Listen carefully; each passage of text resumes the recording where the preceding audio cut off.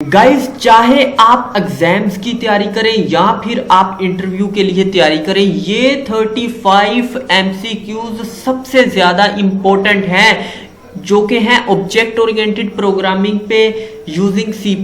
तो गाइस जल्दी से वीडियो को शुरू करते हैं। मेरा नाम है अली और वेलकम करता हूं आपको आपके अपने इस चैनल डियर ब्रदर टैग पे। तो चलिए फिर जल्दी से वीडियो को शुरू करते हैं।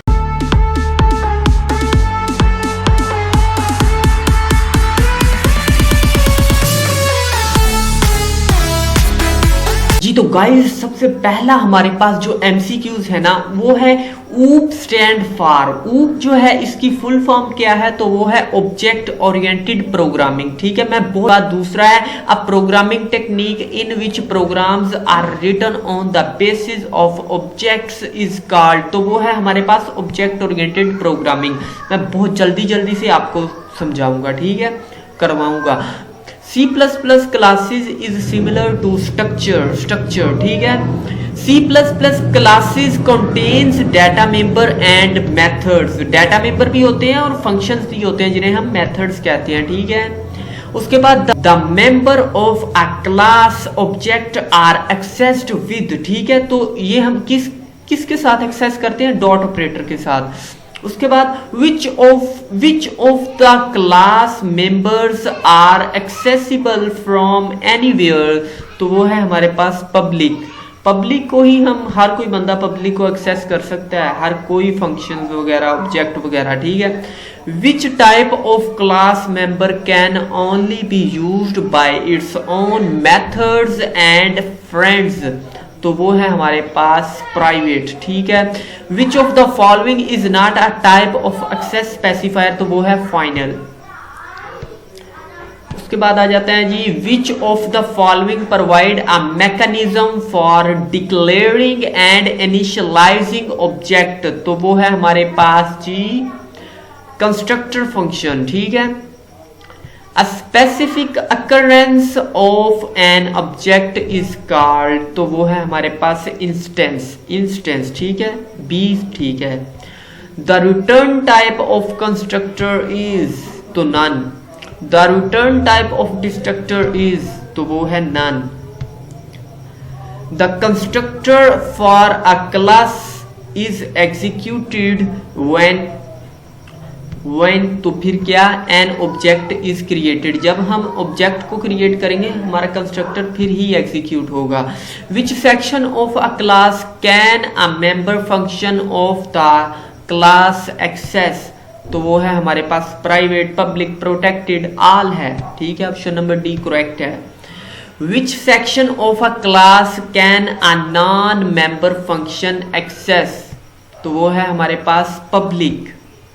उसके बाद आ जाता है the process of defining additional meaning of an operator is no as operator overloading, C वाला, ठीक है। उसके बाद which of the following keyword is used with the operator symbol to be overloaded. तो वो है हमारे पास ऑपरेटर, बी वाला option. A type of operator that works, ये 2 मरतबा लिखा गया मुझसे। विच, तो वो है हमारे पास यूनरी ऑपरेटर, ठीक है। A type of operator that works with 2 operand is called. तो नन है वो हमारे पास, डी वाला ऑप्शन। The ability of a class to derive properties from a previously defined class is called. तो वो है हमारे पास इनहेरिटेंस, ठीक है। उसके बाद आ जाता है जी हमारे पास 21, what is an other name of सब क्लास। तो इसे हम ड्राइव क्लास भी कहते हैं, सब क्लास भी कहते हैं, डिसेंडेंट क्लास भी कहते हैं। तो ऑल है, all, D option. Another name of base class is parent class भी कहते हैं, एंड सिस्टर क्लास भी कहते हैं, सुपर क्लास भी कहते हैं। तो ऑल, ठीक है। A base class may have at most dash child classes, ठीक है। एक बेस क्लास की कितनी ज्यादा से ज्यादा चाइल्ड क्लासेस हो सकती हैं, तो मैनी, क्लियर है।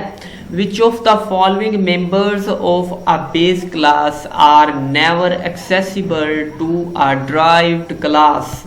तो वो है हमारे पास private. When a derived class has two or more base classes, the section is known as multiple inheritance. तो multiple inheritance. Polymorphism refers to ability to assign multiple meaning to one function name. पहले वाला clear है। Dynamic bonding in C++ occurs at, तो वो है हमारे पास run time. Dynamic bonding is useful for, तो डायनामिक बॉन्डिंग किस लिए यूज करते हैं? Functions that are overriding,